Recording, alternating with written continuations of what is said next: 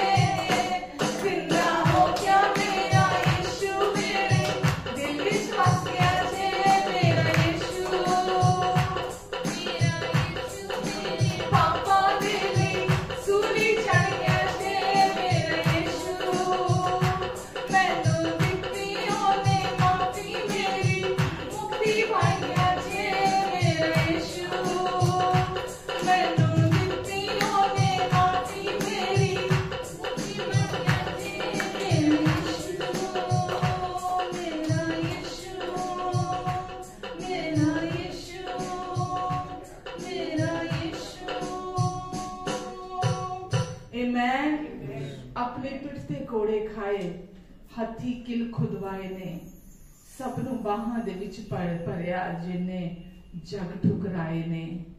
मरदे मरदे ओ माफ कर गया, तीजे दिन फिर उठ के खड़ गया मेरा यीशु।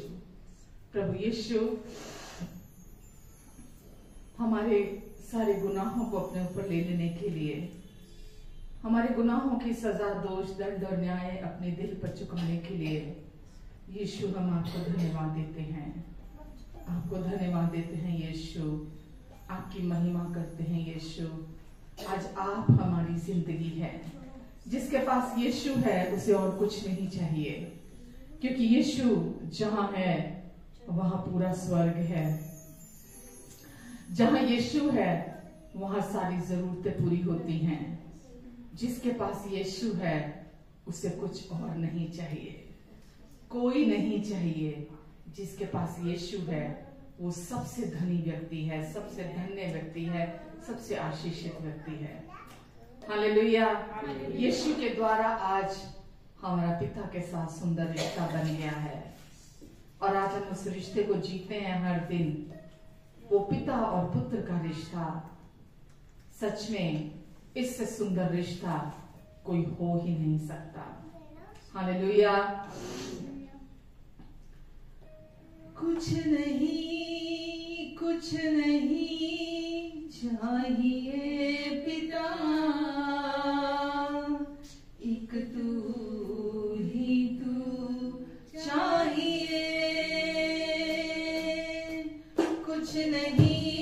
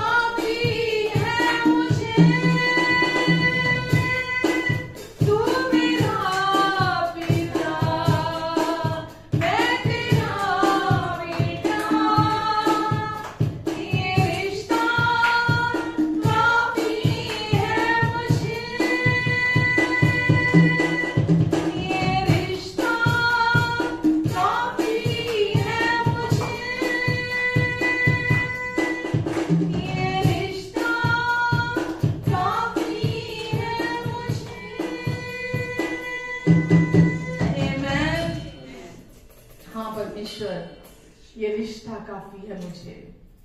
जब आप कहें चल तो मैं चलूं, जब आप कहें रुक तो मैं रुक जाऊं। जैसा आप कहें, जो आप कहें, मैं केवल वही करूं, क्योंकि आप हमेशा मेरी भलाई चाहते हैं। आप हमेशा हमारी भलाई चाहते हैं। इसीलिए आपने सुंदर रिश्ता दिया है हमें, ताकि हम आपसे सुनकर चल सकें, हम अंदर से आपके चलाए से चले, क्योंकि आपकी योजनाएं हमेशा हमारे लाभ की हैं, हमारे अच्छे की, हमारे भले की हैं। पिता, हम आपको धन्यवाद देते हैं परमेश्वर, हमारे अच्छे पापा हैं आप, जो पूरे दिल से हमसे प्यार करते हैं। हम आपको धन्यवाद देते हैं। धन्यवाद आज की इस फेलोशिप के लिए, धन्यवाद आपकी महान उपस्थिति के लिए, धन्यवाद आपके अभिषेक के लिए, धन्यवाद आप हमारे बीच में चल फिर रहे हैं। धन्यवाद परमेश्वर आज की रोटी के लिए जो आपने हमारे लिए तैयार करके रखी है। हम दिल से, पूरे दिल से आपकी ओर ताकते हैं और हम आज आपसे सीधा सीधा रिसीव करने जा रहे हैं। आपकी ओर से थोड़ा भी बहुत होता है, और जो भोजन आप देते हैं, उस जो पानी आप पिलाते हैं, उसे पीकर फिर कभी कोई भूखा नहीं होता, प्यासा नहीं होता। जीवन का जल केवल आपके पास है, और वो जीवन का जल आप हमें पिलाते हैं। और वचन का जल जब आपका हम तक आता है, वो हमारे पैरों पे लगी मिट्टी को, जो झूठ की, धोखेबाजी की मिट्टी है, जो इस संसार में दुष्ट के द्वारा आती है, उसे धोकर हमें शुद्ध कर देता है, साफ कर देता है आपका वचन। और आज भी आप ऐसा ही करने जा रहे हैं। आप हमसे, मुझसे बात करने जा रहे हैं। मैं आपसे सुनने जा रही हूँ परमेश्वर। आप मेरे हृदय से बात करने जा रहे हैं। आप यहाँ मौजूद हर एक के हृदय से बात करने जा रहे हैं, और आपके दिल से पहले ही धन्यवाद देते हैं। धन्यवाद, आपका अनुग्रह हमारे लिए बहुत है। हमारी सोच और समझ से बढ़कर, मांगने और प्रार्थना से भी अधिक आज आप हमारे बीच में अपनी सामर्थ के द्वारा जो आपने हमारे अंदर डाली है, आप अपनी महिमा को दिखाने जा रहे हैं। आमेन, आमेन, आमेन। हालेलुया। कैसे हैं? बढ़िया। आज तो कुछ चेहरे बड़े दिन बाद आए हैं। Welcome, God bless you. तो चले वचन में।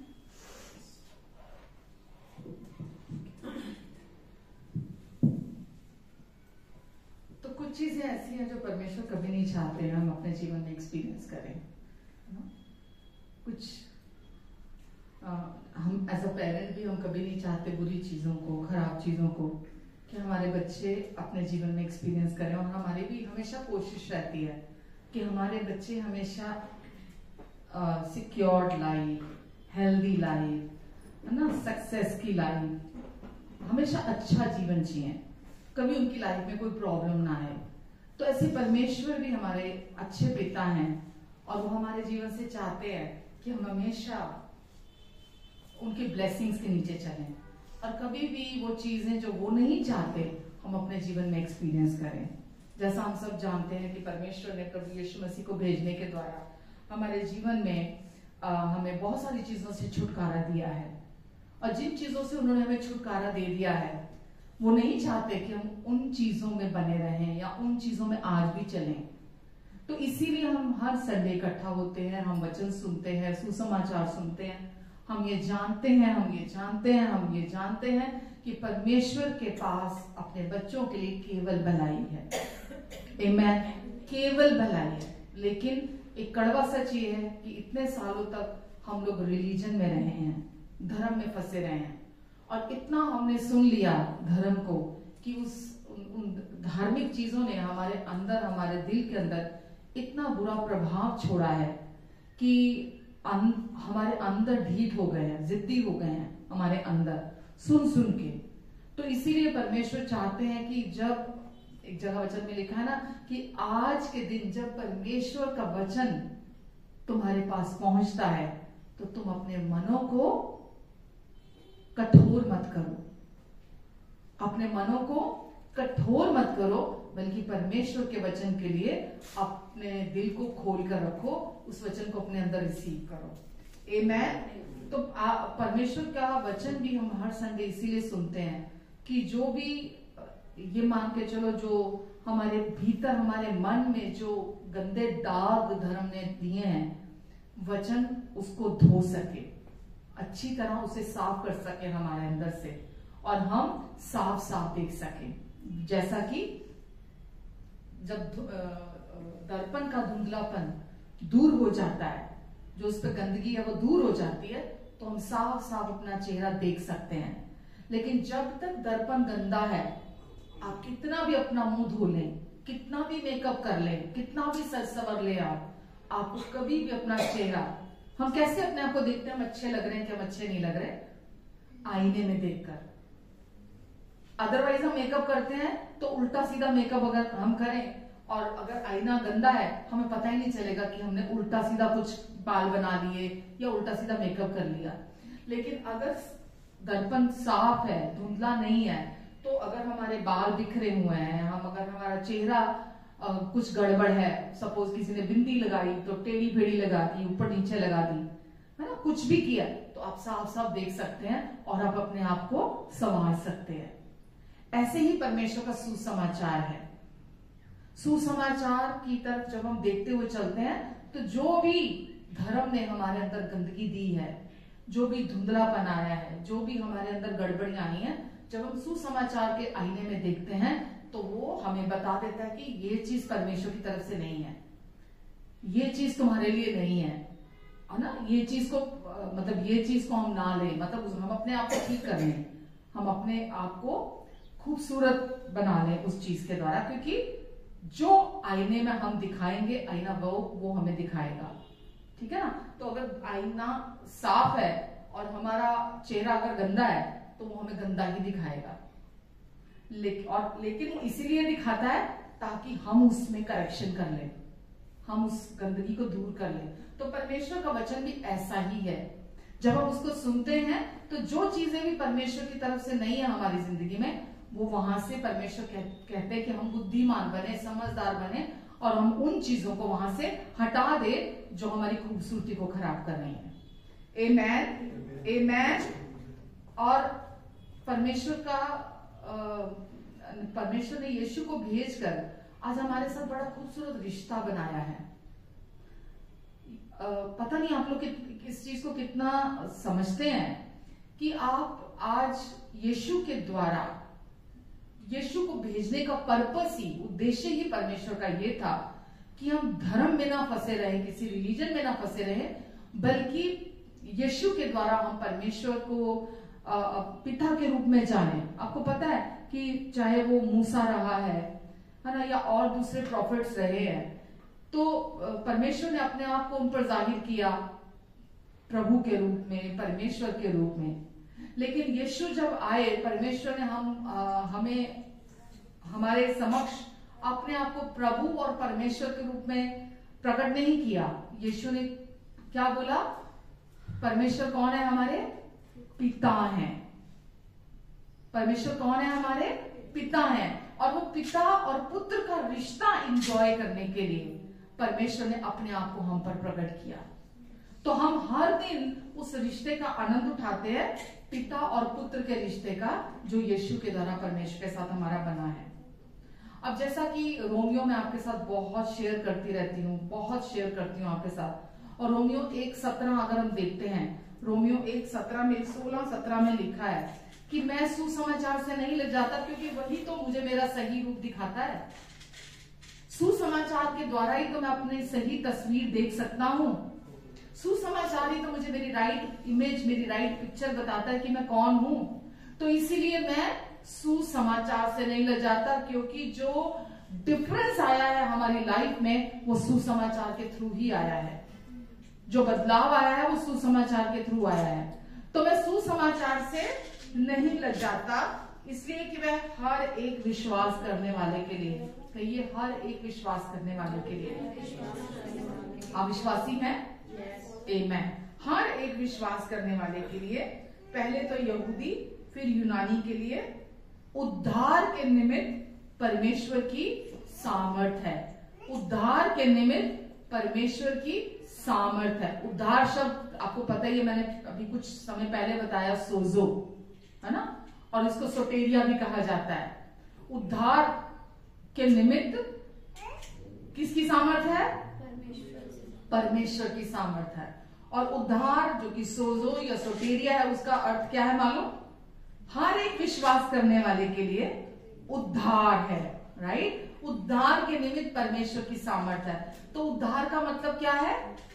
चंगाई, यानी कि healing, mental, emotional, physical healing. आपका उद्धार हुआ है, राइट? तो उद्धार का मतलब मरने के बाद स्वर्ग जाना नहीं है केवल कि मरेंगे तो मर के हम अब उद्धार हो गया हमारा और अब हम मर के सीधा स्वर्ग जाएंगे। तो उद्धार मरने के बाद केवल स्वर्ग नहीं है। उद्धार का मतलब यह है यहां इस समय इस जीवन में कंप्लीट 100% हीलिंग। उद्धार का मतलब है चाहे वो कोई भी क्षेत्र हो, मन की शांति, सुरक्षा, हर तरह का प्रोविजन परमेश्वर की ओर से, सफलता, समृद्धि, स्वर्गदूतों की सेवकाई आपके लिए परमेश्वर ने रखी है। ये सब उद्धार के अंदर शामिल है। तो हर एक विश्वास करने के लिए, हर एक विश्वास करने वाले के लिए उद्धार के निमित्त परमेश्वर की सामर्थ है हम सबके जीवन के लिए। तो उद्धार संपूर्णता भी है और मसीह का सुसमाचार सामर्थ का सुसमाचार है। जब भी आप संडे आते हैं, आपको पता है आप हमेशा सुसमाचार सुनते हैं, क्योंकि यही फाउंडेशन है, यही इतना गहरा है कि अगर जिसको ये समझ में आ गया सुसमाचार क्या है, उसकी फाउंडेशन मजबूत है, स्ट्रांग है और उसका जीवन भी विक्टोरियस लाइफ है, उसकी जिंदगी भी। आमेन। तो ये वो चीजें हैं जिनसे यीशु ने हमें छुटकारा दिलाया। पाप, शैतान, श्राप, व्यवस्था, इन सब से छुटकारा दिलाया ताकि हम चंगाई में चल सके, ताकि हम विजय में चल सके, हम शांति में चल सके, हम समृद्धि में चल सके, सफलता में चल सके। ये आज हमारा जीवन है एक विश्वास करने वाले का। मैं फिर रिपीट कर रही हूं, मरने के बाद केवल स्वर्ग नहीं है कि यीशु को स्वीकार कर लो, यीशु को स्वीकार कर लो, स्वर्ग जाएंगे, स्वर्ग जाएंगे, स्वर्ग जाएंगे। केवल ये नहीं है, जीते जी स्वर्ग को अनुभव करना अपने जीवन में। दुनिया में बेशक कुछ भी लोग अनुभव कर रहे हैं आज की डेट में, लेकिन आपको जिस दिन सुसमाचार का प्रकाशन मिल जाता है, उस दिन आपका जीवन एक अलग स्तर पर होता है। आपके अंदर जोश, आपके अंदर उत्साह, आपके अंदर की शांति को कोई चीज छीन नहीं सकती, कोई चीज आपके चैन को नहीं ले सकती, आपको मतलब ऐसा डिस्टर्ब नहीं कर सकती कि आप टूट जाएं, आप बिखर जाएं, कोई भी चीज, क्योंकि आप सुसमाचार के रेवलेशन को प्राप्त हैं। आपने छुटकारा पा लिया है, उद्धार पा लिया है और अब परमेश्वर की सामर्थ आपके अंदर है। आमेन। तो परमेश्वर की सामर्थ ही हमारे जीवनों को रूपांतरित करती है। परमेश्वर की सामर्थ ही हमारे रिश्तों को रूपांतरित करती है। परमेश्वर की सामर्थ ही हमारी शादी, हस्बैंड वाइफ के रिलेशनशिप को रूपांतरित करती है। परमेश्वर की सामर्थ के द्वारा ही हम अपने जीवन में सक्सेस को देखते हैं। तो हमारे जीवन के हर एरिया के लिए हमें क्या चाहिए? परमेश्वर की सामर्थ चाहिए। और वो कहाँ है? आप जिस भी चीज की चिंता कर रहे हैं ना अपने मन के अंदर, जो भी विचार आपको तंग कर रहे हैं, डिस्टर्ब कर रहे हैं, जो भी है ना, वो परमेश्वर की ओर से नहीं है। और वो क्यों आते हैं? क्योंकि आपको ये लगता है ये कैसे होगा, वो कैसे होगा, ये काम कैसे होगा, ये काम कैसे बनेगा, इससे कैसे मैं बाहर निकलूंगा, ये चीज कैसे बदलेगी, इसमें सुधार कैसे आएगा, मेरे जीवन में ये बदलाव कैसे आएगा, मेरे परिवार में ये बदलाव कैसे आएगा, मेरे घर में बदलाव कैसे आएगा, मेरी फाइनेंशियल लाइफ में बदलाव कैसे आएगा, वगैरह वगैरह, है ना। तो ये सारा कुछ बदलाव अगर आप अपने जीवन में देखना चाहते हैं तो वो कहां से आएगा? परमेश्वर की पावर से ऐसे आएगा, परमेश्वर की सामर्थ से ऐसे आएगा। और जिस दिन आपने सुसमाचार को कैसे बोलूं, सरलता से अपने अंदर रिसीव किया, सरलता से अपने अंदर आने दिया, जैसा मैंने अभी क्या बोला, आज जब परमेश्वर का वचन आप तक आता है तो अपने हृदय को कठोर मत करो। तो जिस दिन सरलता से आप परमेश्वर के सुसमाचार को अपने अंदर रिसीव करते हैं, आपके जीवन का कोई भी दूसरा क्षेत्र क्यों ना हो, परमेश्वर सामर्थ्य है उसे बदलने के लिए। आमेन। आज भी बहुत सारे ऐसे लोग हैं जो संघर्ष का जीवन जी रहे हैं। चर्चिस, दुख की बात है कि कलीसियाएं भरी हुई हैं, ऐसे लोगों से जो संघर्ष कर रहे हैं, जो परमेश्वर नहीं चाहते चीजें अनुभव करें, वो अनुभव कर रहे हैं। और परमेश्वर ने जो जीवन दे दिया कि हम प्रतिदिन आनंद आनंद का जीवन जिए, आज वो उनको पता नहीं है कि वो आनंद का जीवन कैसे जीना है। आमेन। लेकिन जब कभी भी आप गॉस्पेल सुनते हो, आप परमेश्वर का सुसमाचार सुनते हो, जीवन उत्पन्न होता है आपके अंदर से। आमेन। ऐसा कभी नहीं होता कि जीवन उत्पन्न ना हो। सुसमाचार में ही परमेश्वर की सामर्थ है। तो क्यों है सुसमाचार इतना सामर्थी? ऐसा क्या है सुसमाचार में जो सुसमाचार इतना सामर्थी है?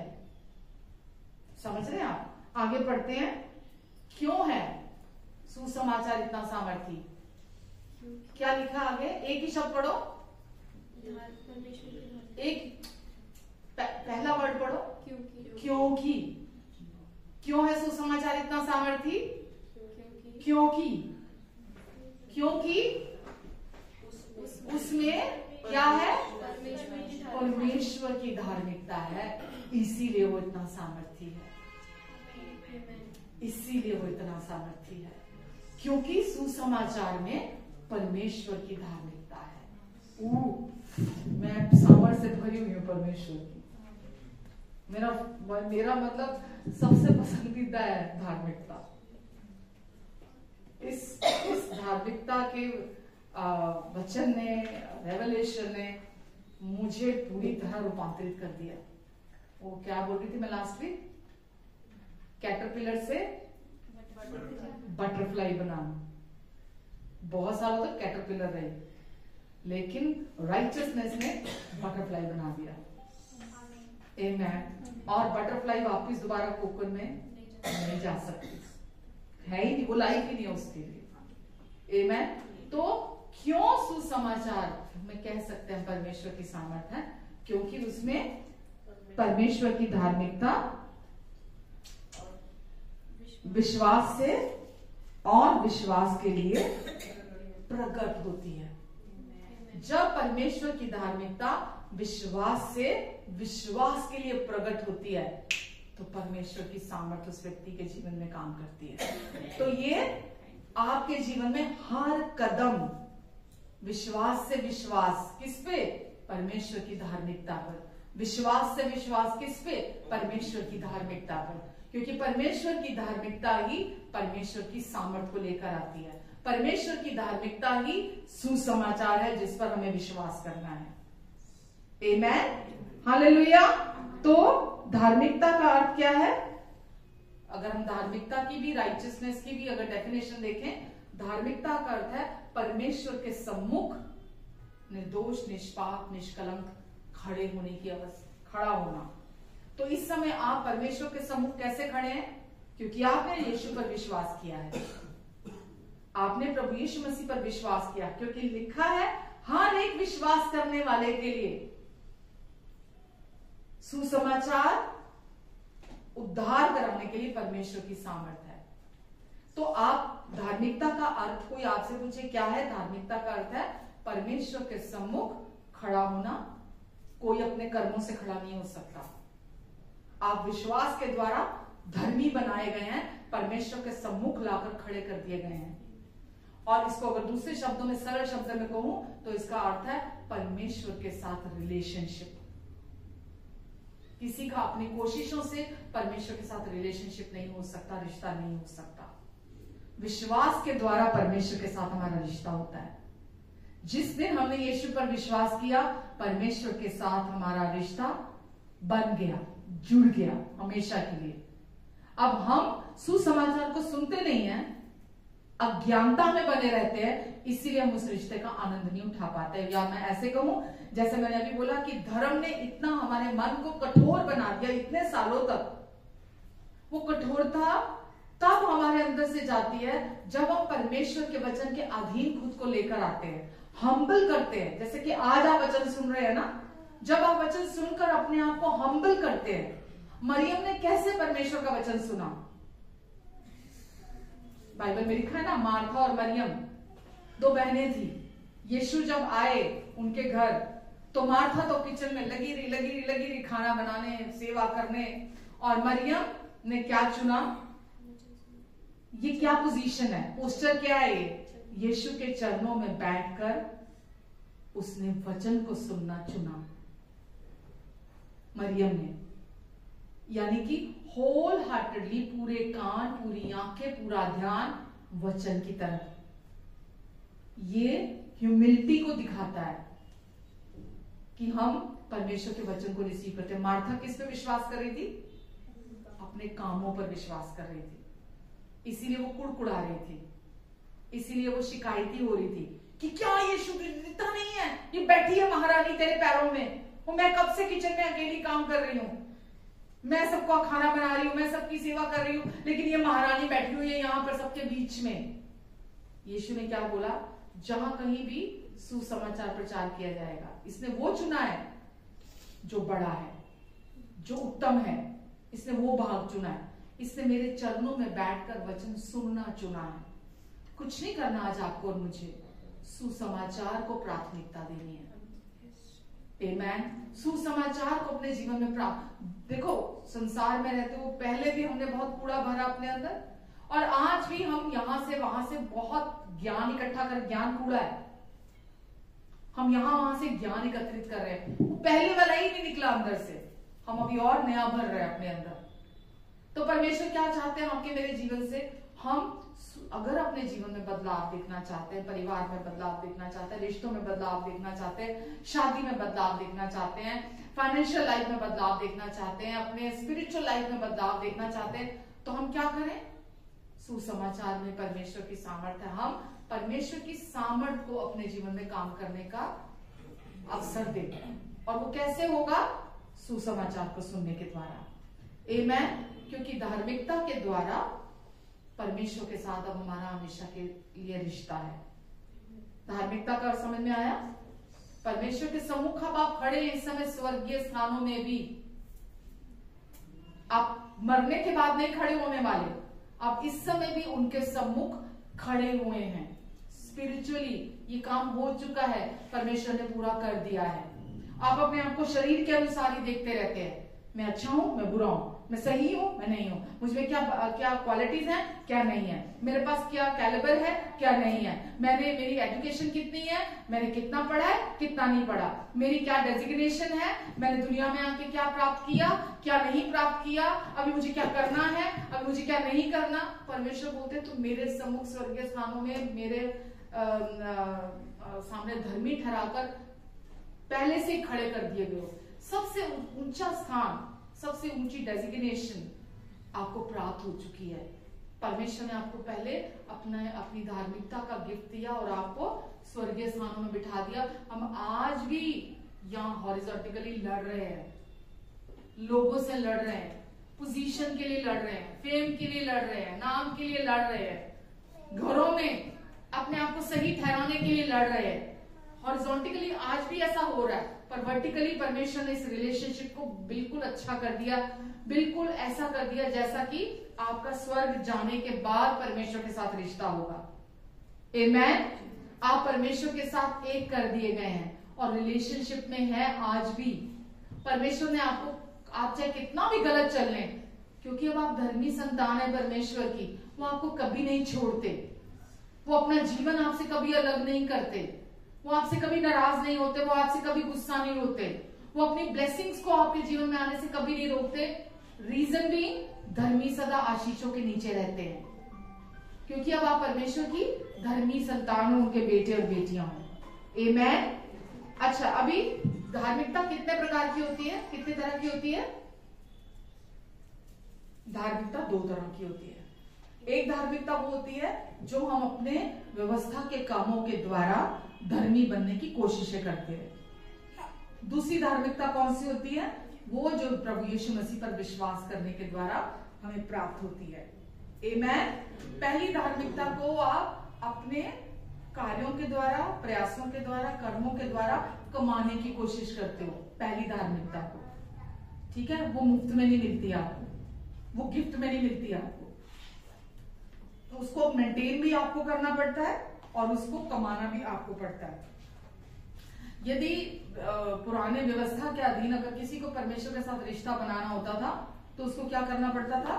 व्यवस्था के द्वारा व्यवस्था का पालन करना पड़ता। तो वो अलग बात है कि कोई नहीं कर पाया, तो व्यवस्था का पालन करने के द्वारा परमेश्वर के साथ रिश्ता बनता था। तो उसको, उस व्यक्ति को सारी की सारी आज्ञाओं का पालन करना पड़ता था ताकि उसका परमेश्वर के साथ रिश्ता हो सके। पुरानी व्यवस्था में, पुराने टाइम में, अगर आप व्यवस्था विवरण 28 देखते हो, मैंने लास्ट वीक भी आपको इसी विषय में ही बताया था, उसी का मैं आगे लेके चल रही हूं कि आज आप कौन हो, क्या बना दिए गए हो, परमेश्वर ने आपको क्या दे दिया है और अब आपका जीवन कैसा है, राइट। तो व्यवस्था विवरण 28 क्या कहता है जी?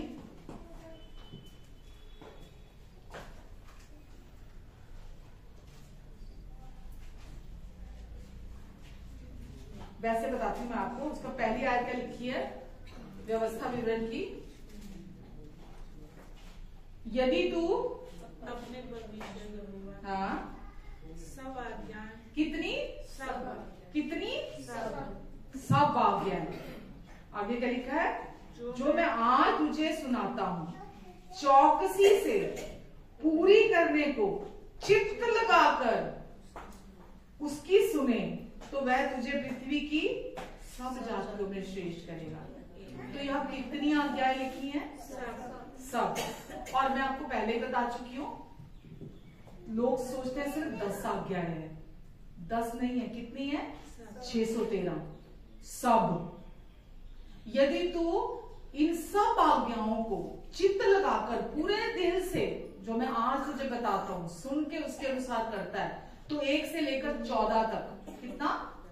1 से लेकर 14 आयत तक सारी ब्लेसिंग्स हैं जो परमेश्वर कहते हैं अगर तू ऐसा करता है तो ये सारी ब्लेसिंग्स तेरे जीवन पर आएंगी। 1 से लेके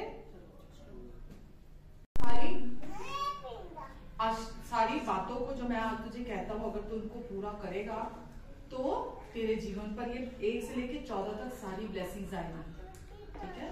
और 14 के बाद 15 से लेके, इस चैप्टर में टोटल 66 वर्सेस हैं, 66। तो अब 15 से शुरू होके 66 तक सारे श्राप हैं कि अगर तू इन 613 आज्ञाओं को, लोग बोलते नहीं नियम अलग होते हैं, जो कुछ है, कुछ सेरेमोनियल नियम है, कुछ नैतिक हैं बातें, नैतिक अलग हैं और सेरेमोनियल जो है कि जो बलिदान देने और बलियां करनी, वो अलग हैं, अलग नहीं है। 613 मतलब 613 परमेश्वर कह रहे कि अगर तू इन सारी बातों को पूरा करता है तो तेरे जीवन पर आशीष आ जाएगी। तो 66 टोटल आयतें हैं जिनकी परमेश्वर बात कर रहे हैं। 14 उसमें ब्लेसिंग है और उसके बाद की सारी श्राप की है। तो वहां कोई डिवीजन नहीं है, परमेश्वर ने वहां कोई उसको डिवाइड नहीं किया हुआ कि ये मान ले और ये बेशक चल तू ना मान। जैसे हम घर में बोल देते हैं ना, चल ये इजी क्वेश्चन है, ये कर ले, अच्छा चल ये मुश्किल लग रहा है ना, ये छोड़ दे, ये मत कर। परमेश्वर ऐसा नहीं कहते, बाइबल ऐसा नहीं कहती है। बहुत लोग प्रचार ऐसा कर देते हैं लेकिन ऐसा बाइबल नहीं कहती है। परमेश्वर में लिखा है कि यदि तू ये सारी मानेगा तो आशीष आएगी, अगर तू इनमें से एक से भी चूक जाएगा तो तेरे जीवन में श्राप आएंगे। तो ये कौन सी वाचा है? व्यवस्था की पुरानी वाचा की बात में करें कि इसमें से एक से भी 613 में से 612 भी की, एक से चूक गया तो सारा बाकी के जो 66वीं आयत तक जितने श्राप है ना, वो सारे तेरे जीवन में आ जाएंगे। आपको पता है, मेरा कंसर्न आपको लेकर है ना, मेरे अपने बच्चों को लेकर, मेरी फैमिली को लेकर, जितने लोग मेरी अथॉरिटी के नीचे हैं, मेरा कंसर्न आप सबको लेकर यही रहता है कि कोई गंदा बीज अंदर नहीं जाना चाहिए, क्योंकि थोड़ा सा खमीर सारे गूंदे आटे को खराब कर देता है। अगर एक भी आज्ञा, अगर आपको खुद, क्योंकि अभी आप सीख रहे हैं, आपको पता नहीं है, और व्यक्ति कहीं कहीं सुन लेता है ऐसी चीजें और उसके अंदर ऐसे डर आ जाते हैं कि मैं तो ऐसा नहीं करता, अच्छा मैं तो ऐसा नहीं करता, अच्छा मेरा जीवन तो ऐसा नहीं है, और वो व्यक्ति उसमें चलने लग जाता है और वो अपने आप को श्राप के नीचे ले आता है। तो मेरा कंसर्न मेरे बच्चों के लिए भी, मैं जब वहां जाती हूँ दिल्ली, मेरा वहां बैठकर इतनी डिस्कशन होती है अपने बच्चों के साथ भी। मुझे पता है मेरे बच्चे बिल्कुल सही चल रहे हैं, लेकिन एक माँ होने के नाते पूरे उनके अंदर से निकाल कर लेकर आती हूँ।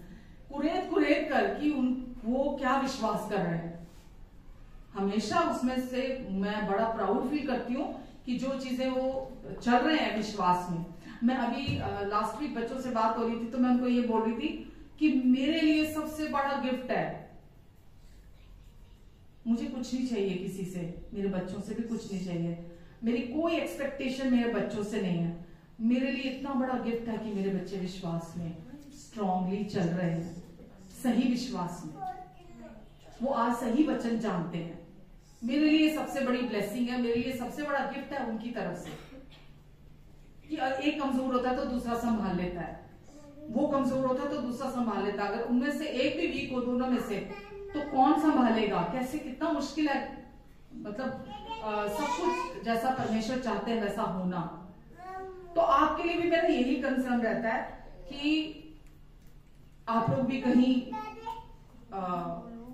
जैसा गलातियों में लिखा है ना चैप्टर 1 में शायद, कि किसने तुम्हें भरमा दिया, है ना, कि तुमने शुरुआत तो की थी विश्वास से और अब किसने तुम्हें भरमा दिया कि तुम कहीं और ही चल पड़े हो।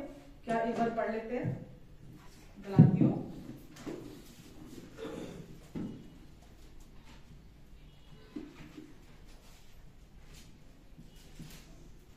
3 नहीं, एक अच्छी लिखा क्या है?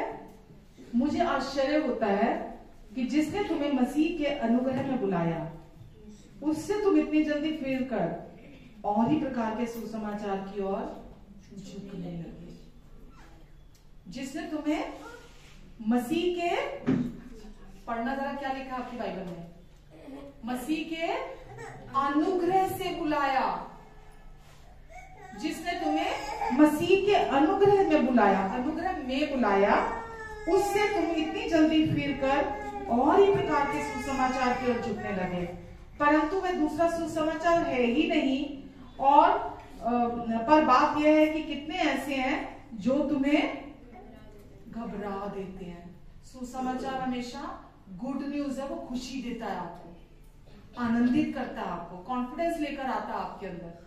पर कितने ऐसे हैं जो सुसमाचार नहीं है वो प्रचार करके तुम्हें घबरा देते हैं और मसीह से के सुसमाचार को बिगाड़ना चाहते हैं। परंतु यदि हम या स्वर्ग से कोई भी दूत उस सुसमाचार को छोड़कर जो हमने तुमको सुनाया है, पौलुस कह रहा है, कोई और हमने तुम्हें सुनाया है, कोई और सुसमाचार तुम्हें सुनाए तो वो श्रापित हो। यानी कि अगर उसमें जरा सी भी मिलावट कोई कर देता है, जरा सी भी कोई मिलावट करता है तो वो श्रापित हो, वो कर्ज के नीचे आ जाता है। और उसने आगे भी फिर लिखा है, जैसा हम पहले कह चुके हैं वैसे ही मैं फिर कहता हूं कि उस सुसमाचार को छोड़ जिसे तुमने ग्रहण किया है, यदि कोई और सुसमाचार सुनाता है तो श्रापित हो। तो 2 बार ही कहा गया यहाँ पे श्रापित हो, डबल कर्स, दुगना श्राप उस व्यक्ति के जीवन के ऊपर जो सुसमाचार की प्योरिटी को खराब करता है। सुसमाचार मतलब गुड न्यूज, सुसमाचार मतलब धार्मिकता का सुसमाचार, सुसमाचार मतलब परमेश्वर की सामर्थ का सुसमाचार। सुसमाचार में ये तो नहीं लिखा कि पाप लोगों के पाप गिनाए जाएं, लोगों पे दोष लगाया जाए, लोगों में कमियां निकाली जाएं। सुसमाचार का अर्थ ये तो नहीं है ना, आपकी बाइबल में रोमियो में आपने ये तो नहीं पढ़ा ना। तो परमेश्वर क्या बोलते हैं कि आपको और मुझे ये ज्ञान होना चाहिए कि कोई भी व्यक्ति, आगे मैं दिखाती हूं आपको, रोमियो 3:10 में क्या लिखा है, तो जो 613 आज्ञाएं हैं उसका पालन कोई नहीं कर पाया। जो 613, आंखें खोल लो, पानी पी लो अगर नींद आ रही है। जो 613 आज्ञाएं थी उनका पालन कोई नहीं कर पाया, व्यवस्था का पालन कोई नहीं कर पाया।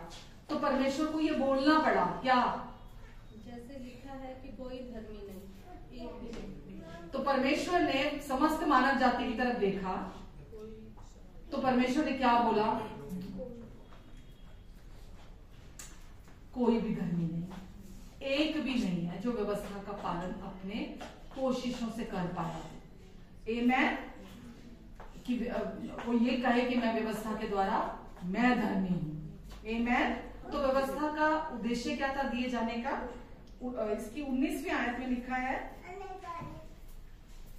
रोमियो 3:19 में, हम जानते हैं कि व्यवस्था जो कुछ कहती है उन्हीं से कहती है जो व्यवस्था के अधीन है।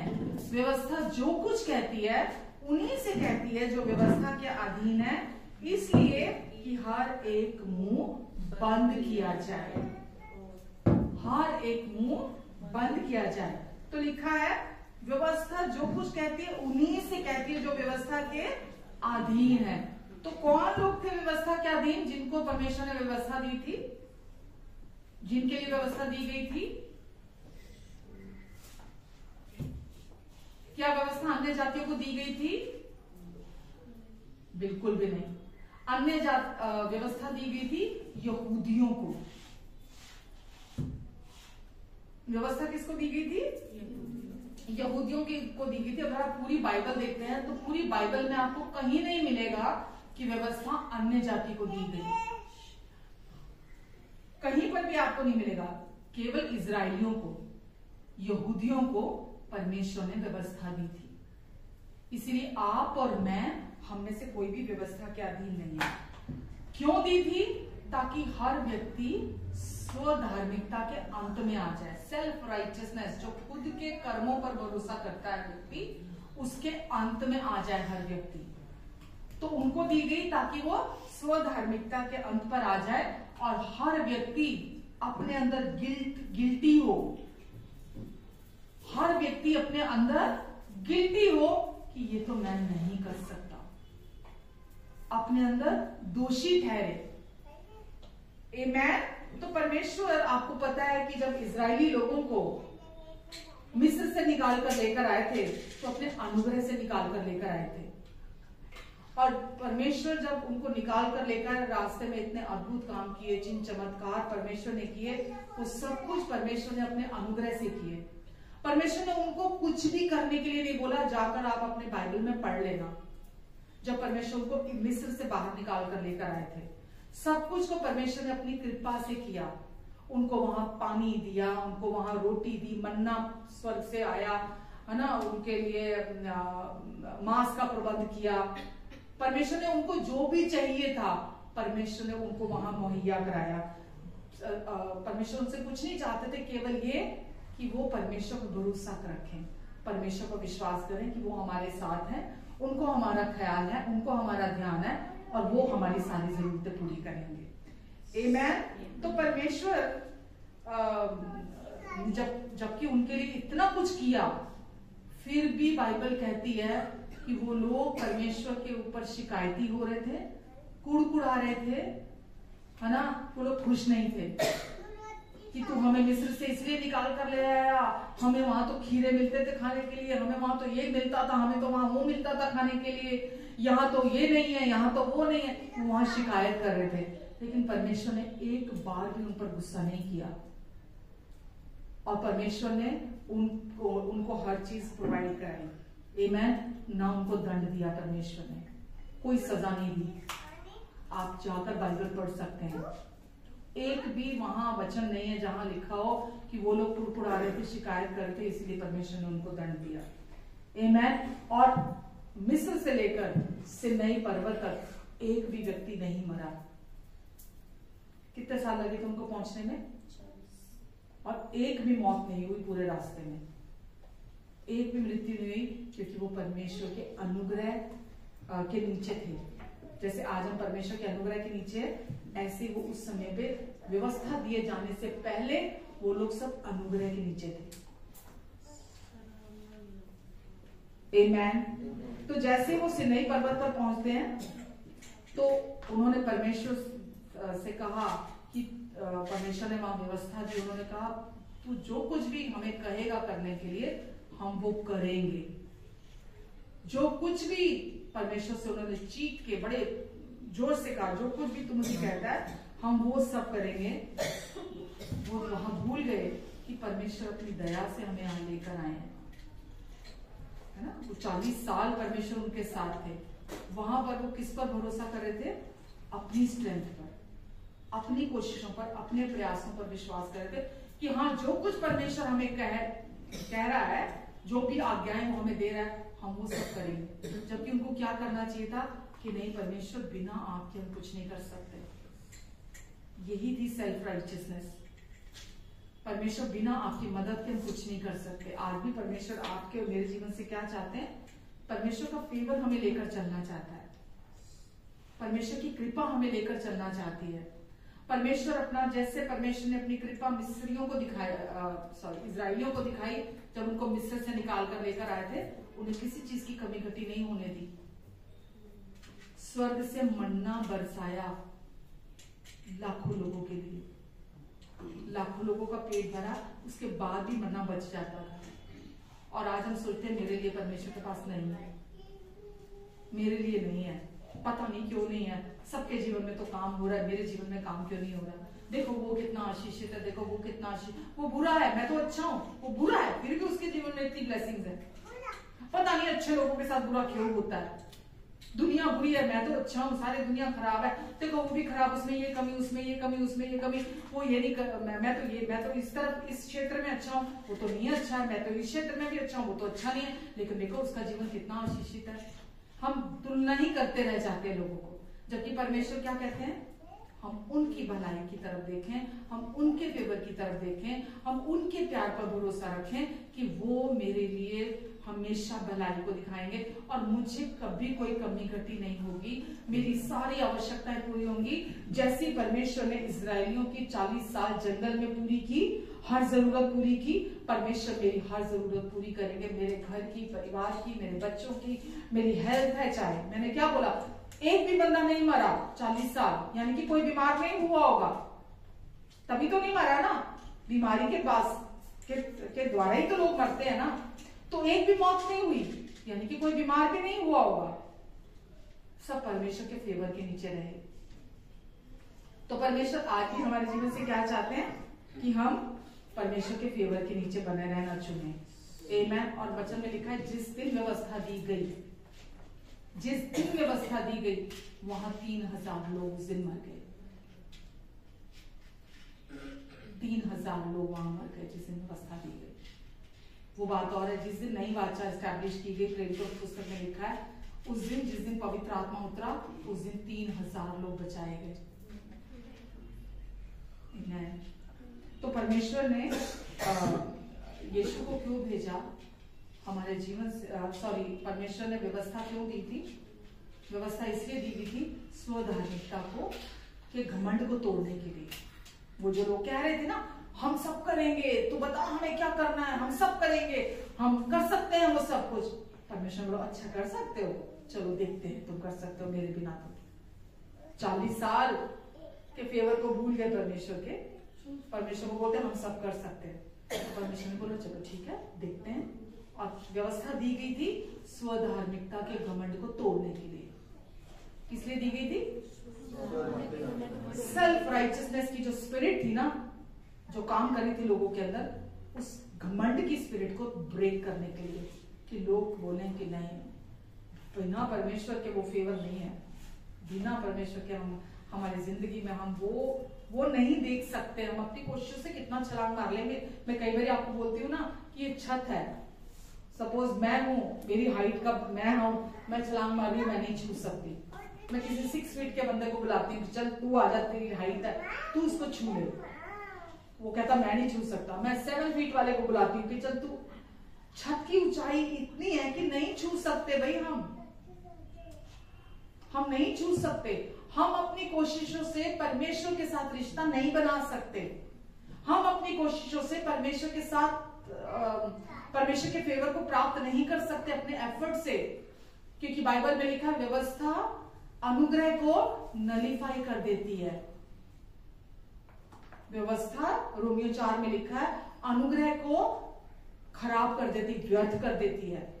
तो आप अपनी कोशिशों से परमेश्वर से प्राप्त नहीं कर सकते। आपको पता है कि जब अदम की वाटिका में भी आदम और हव्वा से पाप हुआ, ये सब वहीं का बीज बोया हुआ है। तो जब आदम और हव्वा से पाप हुआ, तो पाप होते ही आदम और हव्वा ने परमेश्वर की इंतजार नहीं करी। वचन में लिखा है कि उन्होंने अंजीर के वस्त्र पहन लिए, यानी कि खुद बुन टांके लगाए होंगे ना। आजकल तो चलो सुई धागे से करते हैं, पर पहले तो पत्तों को पत्तों से जोड़ के उनसे करते थे। तो उन्होंने क्या किया, उन्होंने अपने लिए वो धार्मिकता के वस्त्र जो थे वो स्वधार्मिकता के वो सिले और पहन लिए उन्होंने। जबकि उनको क्या करना चाहिए था, उनको परमेश्वर की इंतजार करनी चाहिए थी। उनसे वो आते, उनसे कहते कि हमसे ये पाप हुआ है, आप हमारी मदद करो, हमें क्या करना है। तो उन्होंने परमेश्वर से मदद नहीं मांगी। आज आपका और मेरा जीवन क्या है, हर सिचुएशन में, हर समय हम परमेश्वर से मदद मांगे। हम परमेश्वर जो हम कर सकते हैं ना, हम कहते हैं मैं तो कर लूंगा, ये इसमें क्या बड़ी बात है, मैं तो ये भी कर लूंगा, मेरा तो ये भी कर सकता हूँ, मैं ये भी कर सकता हूँ, मेरे में है स्ट्रेंथ है, मेरे में वो समझ है, मेरे में मैं काबिल हूँ, मैं लायक हूँ, मैं क्यों नहीं कर सकता, दूसरे कर सकते हैं, मैं भी कर सकता हूँ। हम कंपटीशन में आ जाते हैं। हम परमेश्वर की तरफ देखते ही नहीं, हम उनसे मदद नहीं मांगते। मैंने क्या बोला, राइचियसनेस का मतलब क्या है, जिस दिन आप धार्मिकता के गिफ्ट को रिसीव करते हैं विश्वास से, उस दिन आप परमेश्वर के साथ रिलेशनशिप को एंजॉय करना शुरू कर देते हैं और आप परमेश्वर से मदद मांगते हैं। जब आप मदद मांगते हैं तो आप ये नहीं कहते पता नहीं करेंगे कि नहीं करेंगे। आप मदद मांगते हैं, आप विश्वास करते कि मैंने प्रार्थना की, मैंने मदद मांगी, परमेश्वर धन्यवाद आपने मेरी मदद की, कर दी आपने मेरी मदद। ये नहीं पता नहीं करेंगे कि नहीं करेंगे, मैंने तो प्रार्थना कर दी है, ठीक लगेगा तो कर देंगे, नहीं ठीक लगेगा तो नहीं करेंगे। आप जब प्रार्थना करते हैं क्योंकि आप उनकी धर्मी संतान है। बाइबल कहती है धर्मी के प्रार्थनाओं की ओर परमेश्वर कान लगाकर रखते हैं। धर्मी पर अपनी आंखें टिका कर रखते, टकटकी लगाकर देखते हैं परमेश्वर। लेकिन अगर आपका ही ध्यान परमेश्वर की तरफ नहीं है तो आप चूक जाते हैं उससे। आमेन। तो परमेश्वर चाहते थे कि वो स्वधार्मिकता पर विश्वास ना करें। आदम और हव्वा वो परमेश्वर पर विश्वास करें कि परमेश्वर आएंगे और परमेश्वर आकर मुझे ढकेंगे। उन्होंने अपने आप को खुद ढकने की कोशिश की, अपने भले कामों के द्वारा, अपने प्रयास, अपनी कोशिशों के द्वारा। आमेन। दुनिया में आज भी बहुत सारे लोग यही कर रहे हैं, यहाँ तक कि चर्चिज में बहुत सारे लोग यही कर रहे हैं कि अपने आप को अपने भले कामों के द्वारा, अपने कोशिशों के द्वारा, अपने आप को, अपने पाप को, अपने पाप को कवर करने की कोशिश कर रहे हैं, अपने पाप को छिपाने की कोशिश कर रहे हैं अपने भले कामों के द्वारा। आपको पता है ये बात, अपने आप को ढकने की कोशिश कर रहे हैं अपने अच्छे कामों के द्वारा। अगर आप लोगों से बात करते हैं, अमूमन आपको भी सुनने को मिलता है, लोग बोलते हैं परमेश्वर ने मुझे बहुत आशीष दी है, मैं बहुत आशीषित हूं, मेरे पास बहुत पैसा है, मेरे को किस चीज की कमी नहीं है, क्योंकि मैं चर्च जाता हूं, क्योंकि मैं दशमांश देता हूं, क्योंकि मैं भले काम करता हूं, क्योंकि मैं प्रार्थना करता हूं, क्योंकि मैं मतलब यही सारी चीजें, राइट, मैं ये सब कुछ करता हूं, इसीलिए परमेश्वर ने मुझे आशीष दी है। ये क्या है?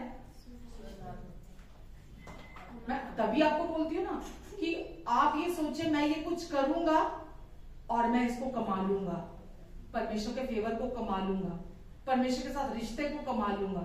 मेरा प्रार्थना करना, मेरा वचन पढ़ना, मेरा दशमांश देना, मेरा कुछ भी करना, वो परमेश्वर क्या चाहते हैं? परमेश्वर नहीं चाहते आप स्वधार्मिकता का जीवन जिए।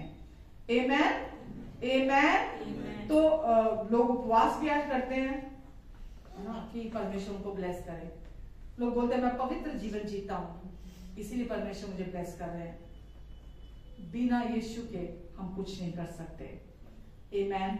मैं आपसे ये पूछूं अगर कि क्या आप जो परमेश्वर ने 613 आज्ञाएं दी हैं, क्या आप उनका पालन करते हो? 613 का? अच्छा चलो 613 नहीं, 10 आज्ञाएं हैं, उनका पालन करते हो? जो 10 दी हैं, पता है ना 10 कौन सी हैं? उसका पालन करते हो आप? कुछ लोग बोलते हैं नहीं मैं तो ये भी करता हूँ, मैं तो वो भी करता हूँ, मैं तो वो भी करता हूँ, मैं तो वो भी करता हूँ। मैं तो पूरी कोशिश करता हूँ ना कि मैं तो पूरे अच्छे से मान सकूं, मैं तो पूरी कोशिश करता हूँ, मैं तो ये सब कुछ करता हूँ। आगे से यीशु हमेशा पता है क्या बोलते हैं, तुझ में अभी भी एक बात की घटी है।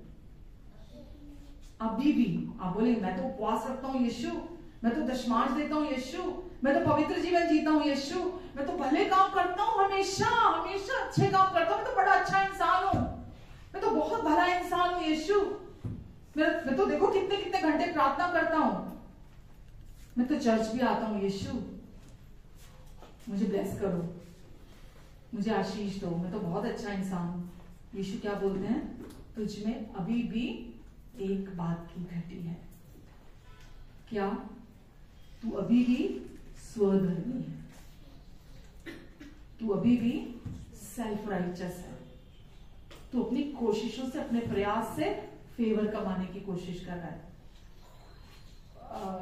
आशीषों को कमाने की कोशिश कर रहा है। तुझमें अभी भी एक बात की घटी है।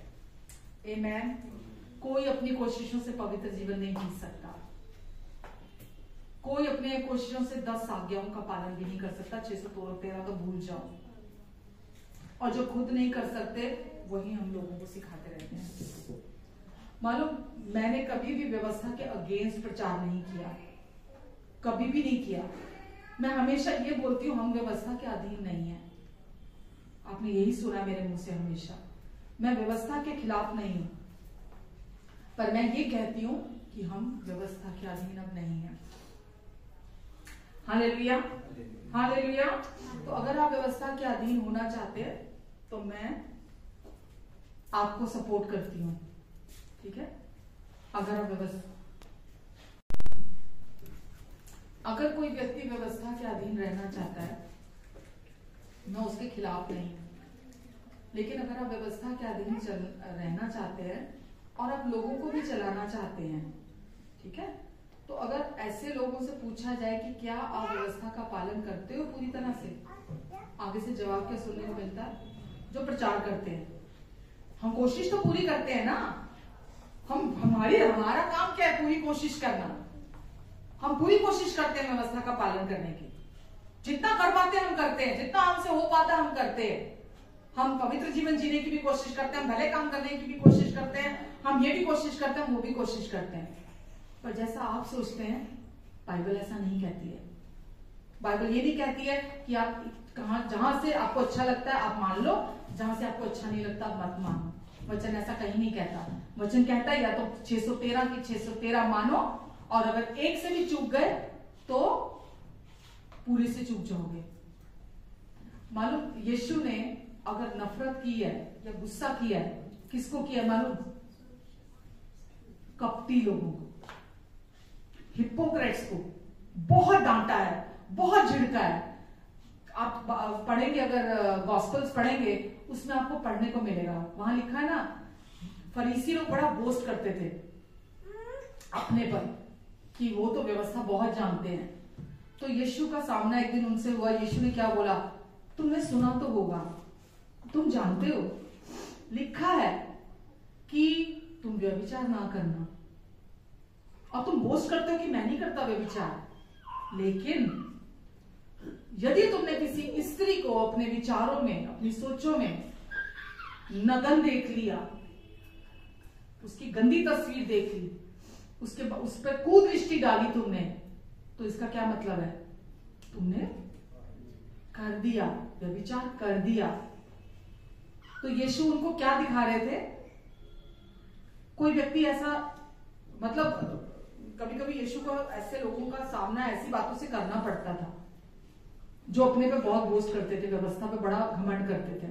व्यवस्था इस उद्देश्य से तो दी नहीं गई थी, मैंने अभी बताया ना, व्यवस्था दी गई थी ताकि स्व धार्मिकता के घमंड को तोड़ सके। वो अभी भी घमंड कर रहे थे। यीशु ने बोला, तुमने सुना तो होगा कि हत्या ना करना, क्योंकि वो कहते थे हमने तो कभी किसी की हत्या नहीं की। यीशु ने बोला, मैं तुम्हें कहता हूं, यदि तुमने अपने भाई पर गुस्सा भी किया, अपने मन में भी क्रोध किया अपने भाई के ऊपर, तो समझ लेना तुमने हत्या कर दी। तो यीशु उनको व्यवस्था का स्टैंडर्ड दिखा रहे थे कि व्यवस्था का स्टैंडर्ड क्या है। परमेश्वर ने जो व्यवस्था दी है, तुम ये सोच रहे हो तुम इसको कर रहे हो, तुम इनवर्टली उन चीजों को कर रहे हो।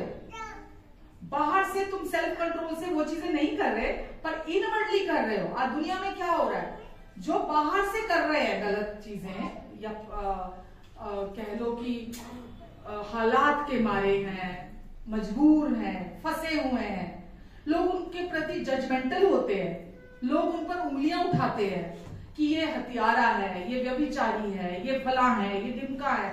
लोग उन पर उंगली उठाते हैं, है ना, और वो खुद के कामों पर बोस्ट करते हैं। व्यवस्था जब दी गई थी तो वो क्या पड़ोसी के लिए दी गई थी? व्यवस्था जब लिखी गई थी तो क्या पड़ोसी के लिए लिखी गई थी कि तू अपने पड़ोसी से कहना झूठ ना बोल, तू अपने पड़ोसी से कहना हत्या ना कर, तू अपने पड़ोसी से कहना व्यभिचार ना कर? ये लिखा है। व्यवस्था जब दी गई थी तो क्या लिखा था? तू झूठ ना बोलना, तू व्यभिचार ना करना। देखा ना, तू अपने पड़ोसी की किसी चीज का लालच ना करना। किसके लिए लिखी गई थी? उस व्यक्ति के लिए, है ना, जो पढ़ रहा है, उसको, जो व्यवस्था के नीचे है, उस व्यक्ति से बात कर रही है। आज हम क्या करते हैं? आज हम दूसरे को सिखाते रहते, तू ये मत करना, तू वो मत करना, तू चोरी ना करना, तू हत्या ना करना, तू व्यभिचार। मन में सब चल रहा है, भीतर से सब कर रहे हैं, अंदर से सब कर रहे हैं उसको। तो यीशु ने कैसे डील किया उनके साथ? उनको आईना दिखाकर कि तुम ये मत सोचना कि तुम धर्मी हो, तुम अपने कार्य बाहरी तौर पर दिखाते हो, दुनिया के सामने तारीफ लेने के लिए, दुनिया के सामने बड़ा बनने के लिए तुम लंबी लंबी प्रार्थनाएं भी करते हो ताकि लोग तुम्हें देखें, लोग तुम्हें जाने। तुम उपवास करते हो, सामने लोगों को आके बताते हो कि मैंने आज उपवास किया है, अपने आप को बड़ा धर्मी दिखाते हो तुम। पर यीशु ने उनको आईना दिखाया कि व्यवस्था जो कुछ कहती है उनसे कहती है जो व्यवस्था के अधीन है। व्यवस्था जो कुछ कहती है उनसे कहती है जो व्यवस्था के अधीन है। आपसे और मुझसे नहीं कहती है, क्योंकि हम व्यवस्था के अधीन नहीं, हम अनुग्रह के अधीन है। आमेन। लोग आज व्यवस्था का पालन करते हैं पर खुद उसके नीचे नहीं चलते। यीशु ने एक जगह कहा ना कि तुम लोगों को तो सिखाते हो व्यवस्था, है ना, एग्जैक्ट मुझे ध्यान नहीं आ रहा, पर खुद पूरा का पूरा खुद निकल जाते हो ना, कि जीरा भी छान छान के पियो, समथिंग कुछ ऐसा, मेरे को ध्यान नहीं आ रहा है।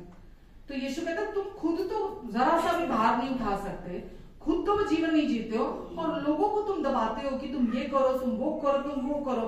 व्यवस्था जो कुछ कहती है उससे कहती है जो व्यवस्था के अधीन है। आमेन, हालेलुया। तो इसी को क्या बोलते हैं? कपट, हिपोक्रेसी, कि हम खुद तो वो करते नहीं, लेकिन दूसरों को वो करने के लिए बोलते हैं कि तुझमें ये कमी है, तुझमें ये कमी है, तुझमें ये कमी है, तुझे ये करना है, तुझे वो करना है। इसी तरह से लोग मैनिपुलेट कर रहे हैं आज चर्चिस में। इसी तरह से लोग मैनिपुलेट कर रहे हैं, लोगों को दोष लगा कर। आमेन, हालेलुया।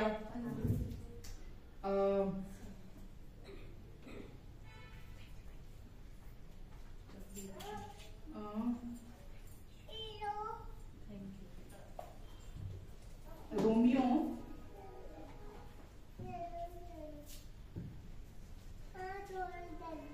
20 3 का 20।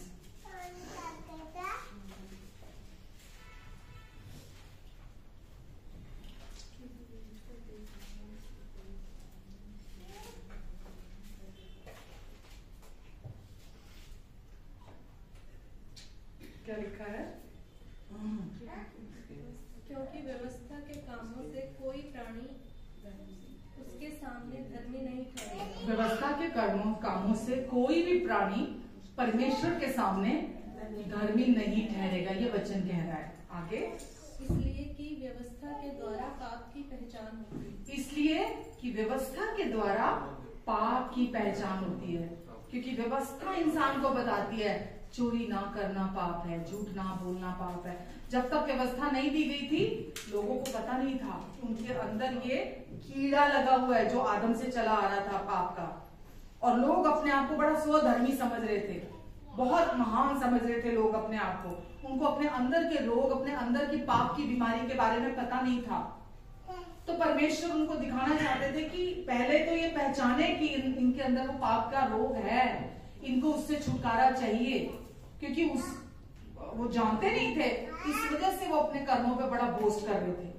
तो क्या लिखा है, क्योंकि व्यवस्था के कामों से कोई प्राणी उसके सामने धर्मी नहीं ठहरेगा, इसलिए कि व्यवस्था के द्वारा पाप की पहचान होती है।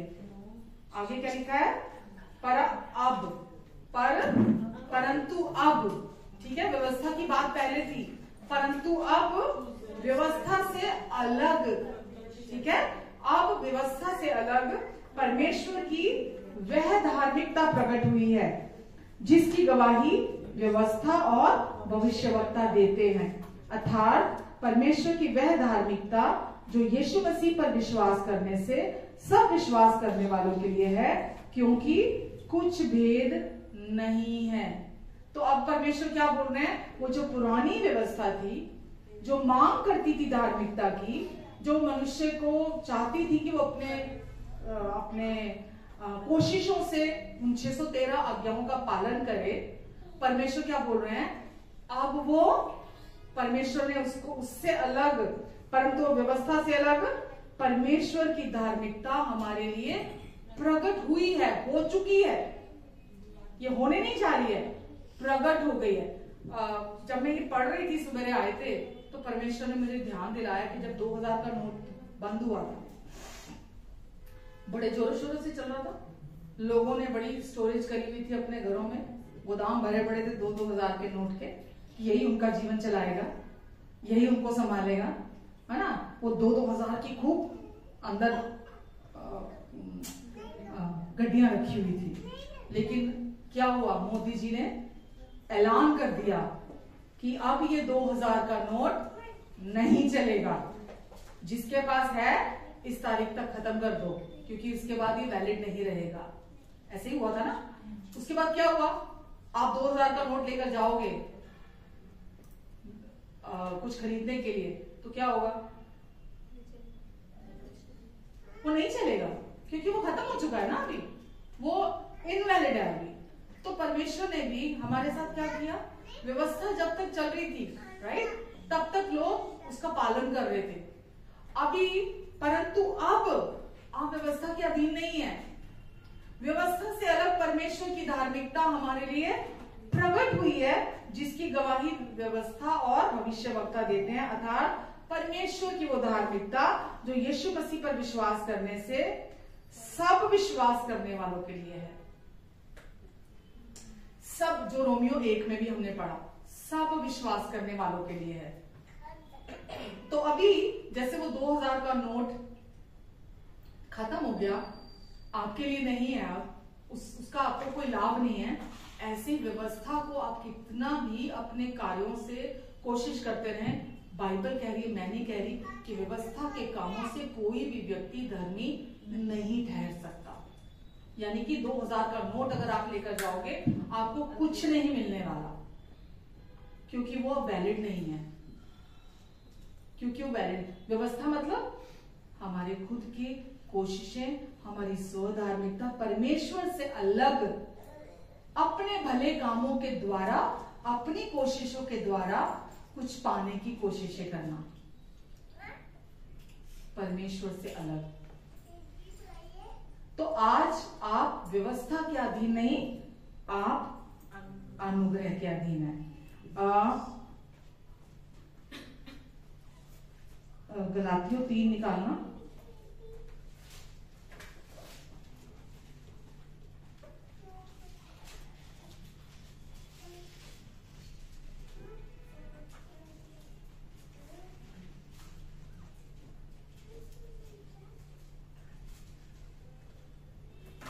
गलातियों 3:10 से, इसलिए जितने लोग व्यवस्था के कामों पर भरोसा रखते हैं वे सब किसके अधीन है? किसके अधीन है? जितने लोग व्यवस्था के कामों पर यानी कि सेल्फ एफर्ट, सेल्फ राइचियसनेस पर भरोसा रखते हैं वे सब श्राप के अधीन है, क्योंकि लिखा है जो कोई व्यवस्था की पुस्तक में लिखी हुई सब बातों के करने में स्थिर नहीं रहता वह व्यवस्था, जो भी हमने पढ़ा व्यवस्था विवरण 28, उसमें लिखी हुई सब बातों में स्थिर नहीं रहता, वह एक से भी अगर चूक जाता है तो वह श्रापित है। यह बात प्रकट है कि व्यवस्था के द्वारा परमेश्वर के यहाँ कोई धर्मी नहीं ठहरता। व्यवस्था के द्वारा, क्योंकि अब वो काम नहीं कर रही है आपके लिए और मेरे लिए, क्योंकि हम व्यवस्था के अधीन नहीं है। व्यवस्था के द्वारा परमेश्वर के सम्मुख कोई भी धर्मी नहीं ठहरता, क्योंकि धर्मी जन क्या विश्वास, क्या विश्वास?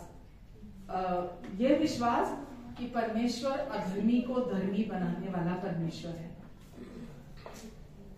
परमेश्वर अधर्मी को धर्मी बनाने वाला परमेश्वर है। यह विश्वास जिस व्यक्ति के जीवन में है वो केवल विश्वास से जिंदा रहेगा। कैसे विश्वास? जैसा परमेश्वर जब मिस्रियों को, इजराइलियों को मिस्र से निकाल कर लेकर आए थे तो परमेश्वर ने उनको संभाला था। कैसे? परमेश्वर चाहते थे केवल विश्वास करे परमेश्वर पर। आपको भी परमेश्वर आज क्या कहते हैं? केवल विश्वास। धर्मी जन केवल विश्वास से जिंदा रहेगा। क्या चाहिए जिंदा रहने के लिए?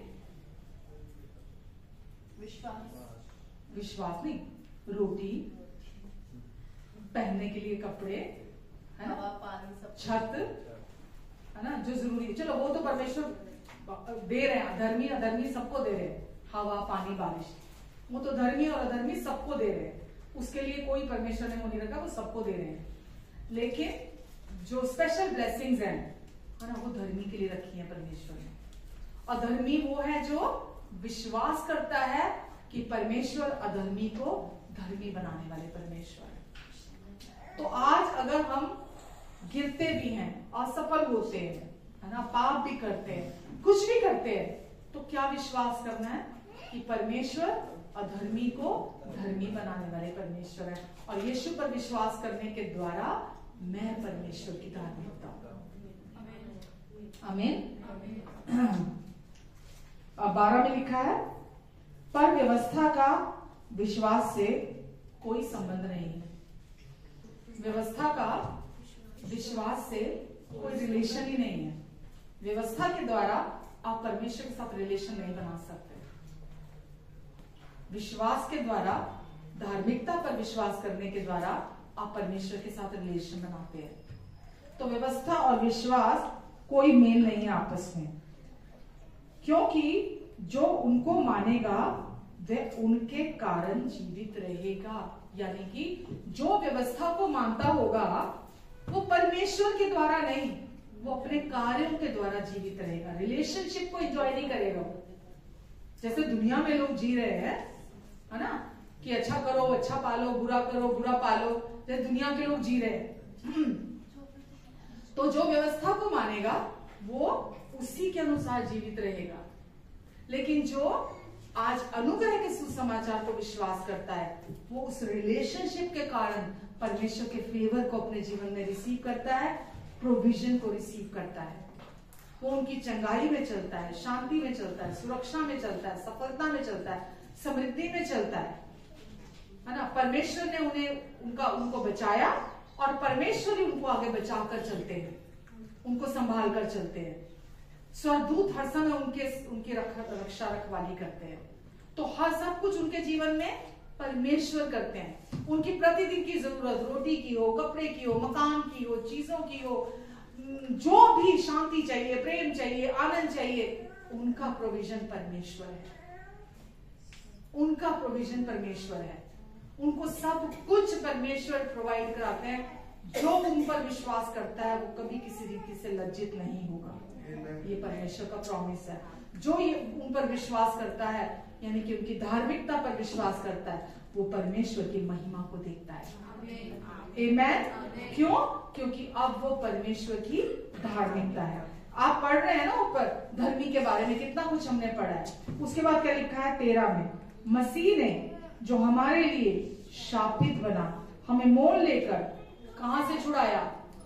व्यवस्था के श्राप से। जो व्यवस्था को तोड़ने से जो श्राप आता था, मसीह हमारे लिए क्रूस पर श्रापित हुए, ताकि हमें वो जो व्यवस्था को तोड़ने का श्राप था, जो भी पाप, गुनाह, गलती, अपराध करने के कारण जो श्राप आते थे, मसीह ने हमारे लिए क्रूस पर श्रापित होकर हमें उस श्राप से छुड़ा लिया हमेशा के लिए। आमेन। आमेन। क्योंकि लिखा है, जो कोई काट पर लटकाया जाता है वह श्रापित है। तो जब हम यीशु को क्रूस पर देखते हैं, हम ये जानते हैं कि यीशु को हमारे लिए काट पर लटकाया गया और यीशु हमारे लिए श्राप बने। और आगे लिखा है, यह इसलिए हुआ कि अब्राहम की आशीष मसीह यीशु में अन्य जाति तक पहुंचे और हम विश्वास के द्वारा, किसके द्वारा? विश्वास के द्वारा हम उस आत्मा को प्राप्त करें जिसकी प्रतिज्ञा हुई है। हम उस आत्मा को प्राप्त करें जिसके द्वारा हम विश्वास कर पाते हैं। हम उस आत्मा को प्राप्त करें जो हमें सामर्थ देता है, जो हमें संभालता है, जो हमें ब्लेस करता है, जो हमें कहाँ जाना है, कहाँ नहीं जाना है ना, जो परमेश्वर के साथ हमारा रिश्ता बनाता है। हर चीज का प्रोविजन हमें पवित्र आत्मा के द्वारा मिलता है। आमेन। तो मसीह हमारे लिए, प्रभु यीशु मसीह श्रापित हुए, हमें पापों के श्राप से छुड़ाया, छुटकारा दिया और हमें यह कह लीजिए कि व्यवस्था के श्राप से खरीद लिया हमें। अब जो विश्वासी है वो श्राप के नीचे नहीं है। विश्वासी जो धार्मिकता के वचन को जानता है, रेवलेशन है, जो धार्मिकता में चलता है, वो अब श्राप के अधीन नहीं है। आमेन। तो इसका अर्थ क्या है कि अब आप पाप के, शैतान के, व्यवस्था के अधीन आप नहीं हैं। अब आप अनुग्रह के अधीन है। और जो अनुग्रह के अधीन है, पाप, शैतान, व्यवस्था उस पर प्रभुता नहीं करते। आमेन। आपके जीवन पर क्या प्रभुता करता है? धार्मिकता। प्रभु यीशु मसीह अनुग्रह आपके जीवन पर प्रभुता करते हैं। ठीक है? आप किसी रिलीजन के अंडर में नहीं हो कि रोज रटी रटाई प्रार्थनाएं, रोज रटे रटाए काम करने हैं। आपको यीशु ने आजाद किया है ताकि आप आत्मा की लीडिंग में चल सको। आपको धर्मी बना दिया है ताकि आप हमेशा ब्लेसिंग्स के नीचे रहो। चाहे इस करवट लेटो, चाहे इस करवट लेटो, चाहे उठो, चाहे बैठो, चाहे चलो, कुछ भी करो, आशीष सब तरफ से आशीषों ने आपको घेर के रखा है। एक वचन है भजन संहिता में शायद 5 में, देखती हूँ अगर मैं गलत नहीं हूं तो। बस ये पढ़ के खत्म करते हैं। हाँ, मैं बिल्कुल सही हूँ। भजन संहिता 5 का 12।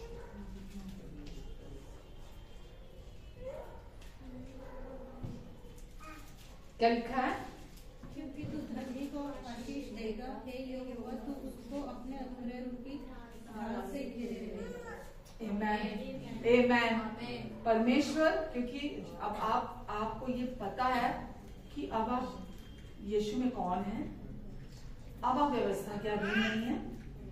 व्यवस्था किस मकसद से दी गई थी, क्यों दी गई थी, उसका उद्देश्य क्या था? ठीक है? यीशु ने आपको उससे कैसे छुड़ा लिया, बाहर निकाल लिया आपको। अब आपका नया जन्म हुआ है परमेश्वर के अविनाशी बीज से, पवित्र आत्मा के द्वारा आपने नया जन्म प्राप्त किया है। अब आप धार्मिकता का मुकुट पहने हुए हैं, परमेश्वर ने आपको पहनाया है। और ये वायदा है परमेश्वर का कि तू धर्मी को आशीष देगा। आप विश्वास कीजिए कि आप धर्मी हैं, आशीष परमेश्वर प्रॉमिस करते, मैं तुझे ब्लेस करूंगा। आमेन। परमेश्वर का प्रॉमिस है कि मैं तुझे आशीष दूंगा। तू केवल इतना विश्वास कर हर समय, जब तू गलती करता है, जब तू पाप करता है, जब तू गुनाह करता है, क्योंकि हम अंश अंश करके बदल रहे हैं। मैंने शुरुआत में क्या बोला?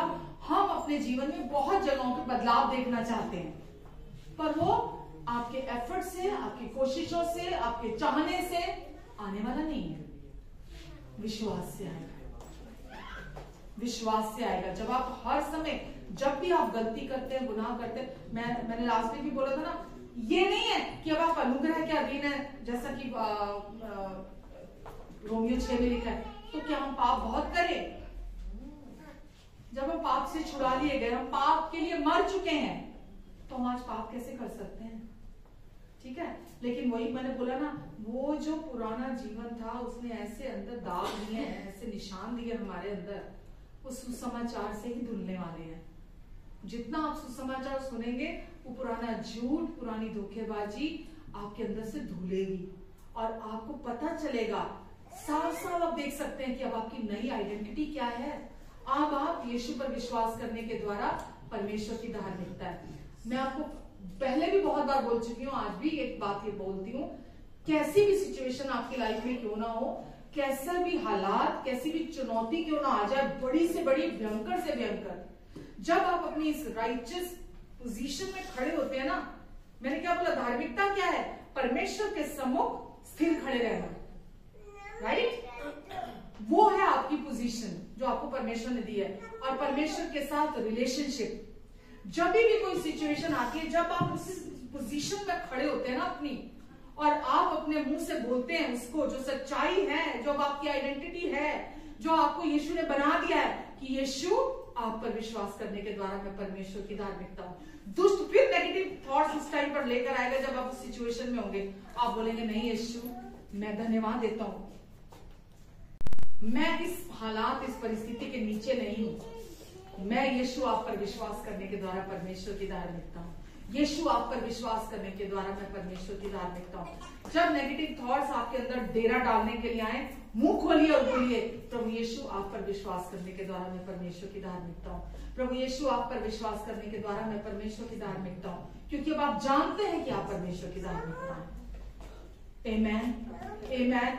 जिस दिन आपके अंदर ये फूट गया, फिर नहीं रुकने वाले आप। आपको पता है, अब आपको समझ में आ गया अब आपकी पोजीशन क्या है, अथॉरिटी क्या है, क्योंकि आप बनाए गए हैं आशीषों में चलने के लिए, आप बनाए गए हैं अनुग्रह पर अनुग्रह को रिसीव करने के लिए।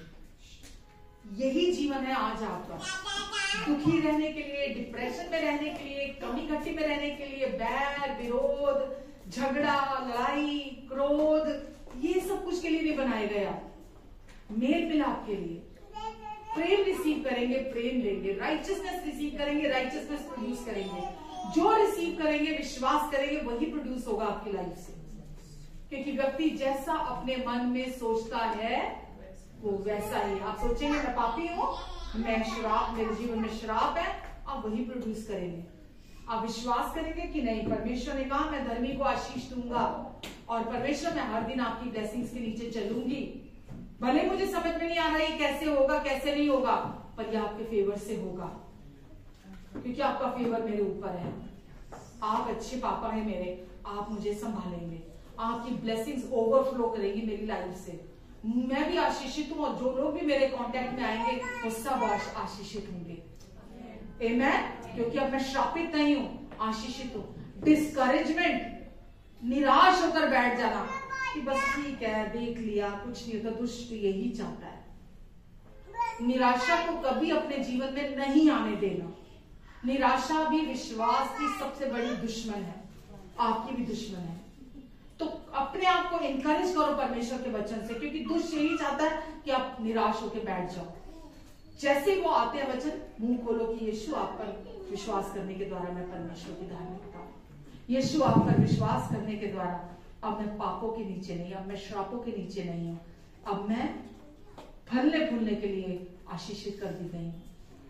आप बोलेंगे तो बदलाव आएगा, आप बोलेंगे नहीं, बदलाव नहीं आएगा। आमीन। अब आप जो जानते हैं उसको बोलना शुरू कीजिए। जब आप बोलना शुरू करेंगे वही प्रकाशन बन रहा है। आमीन, आमीन।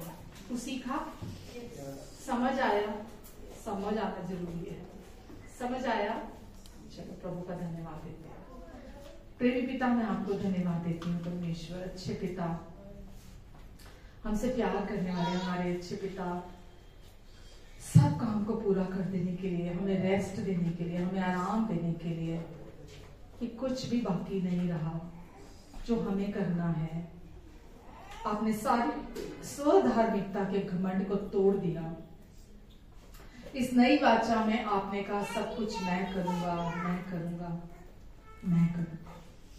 और आप कर रहे हैं, अभी तक आप करते आए हैं, आगे भी आप ही करेंगे। धन्यवाद देती हूँ पिता, जो वचन का बीज इनके अंदर बोया गया है वो 30 गुना, 60 गुना, 100 गुना फल लेकर आएगा। प्रभु, ये आपकी महिमा को अपने जीवन के हर क्षेत्र में देखेंगे, क्योंकि ये महिमा से कवर्ड है आपकी, और आपकी महिमा चारों तरफ इनके जीवन से दिखाई देगी। प्रभु, जितने लोग यहाँ बैठे हैं या ऑनलाइन हैं मौजूद, इन सबको आप ब्लेस करें, इनके अपनों को आप ब्लेस करें।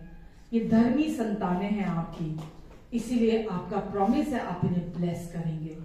अब्राहम की आशीषों से आप इन्हें ब्लेस करेंगे, क्योंकि इन्होंने भी जैसे अब्राहम ने आप पर विश्वास किया और वो उसके लेखे में धार्मिकता गिना गया, वैसे ही जब कोई व्यक्ति अब्राहम के समान विश्वास करता है वो उसके लेखे में भी धार्मिकता गिना जाता है।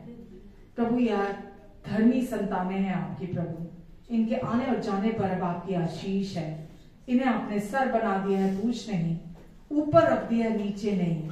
ये उधार लेने वाली जाति से उधार देने वाली जाति में शामिल कर दिए गए हैं। व्यवस्था विवरण 28 की सारी ब्लेसिंग्स अब इनकी हैं, इनकी हैं, क्योंकि यीशु आपकी आज्ञाकारिता ने इन्हें धर्मी बनाया है। व्यवस्था को तोड़ने का जो श्राप इनके जीवन पर, जो लोगों के जीवन पर आता था, आप उन सब के लिए क्रूस पर पहले ही श्रापित हो गए, ताकि ये आपकी ब्लेसिंग्स में चल सके। धन्यवाद यीशु, धन्यवाद देती हूँ प्रभु, आपका अनुग्रहकारी हाथ आप इन पर बनाकर रखेंगे, अपने मुख का तेज इन सब के मुख पर चमकाएंगे, और प्रभु इनकी सारी जरूरतों को अपनी महिमा के उस धन से जो मसीह यीशु में आप पूरा करेंगे। ये हमेशा आपकी चंगाई में चलेंगे। आपकी शालोम शांति को मैं इन सबके जीवन पर बोलती हूँ, आपकी सफलता को इन सबके जीवन पर बोलती हूँ यीशु, क्योंकि ये धर्मी है, इसीलिए आपके अनुग्रह रूपी ढाल से आप इन्हें चारों तरफ से घेर कर रखेंगे। अनुग्रह पर अनुग्रह, अनुग्रह पर अनुग्रह ये आपसे रिसीव करेंगे। धन्यवाद यीशु, धन्यवाद प्रभु, आपका प्रेम इनमें से महके, आपकी महिमा इनमें दिखाई देने पाए प्रभु, और आपकी रोशनी इनके द्वारा चमके, आपका जीवन इनमें से प्रवाहित हो यीशु मसीह के नाम से, और आपका अनुग्रह और शांति इन सब के जीवन में मल्टीप्लाई हो जाए। आमेन, आमेन, आमेन, हालेलुया।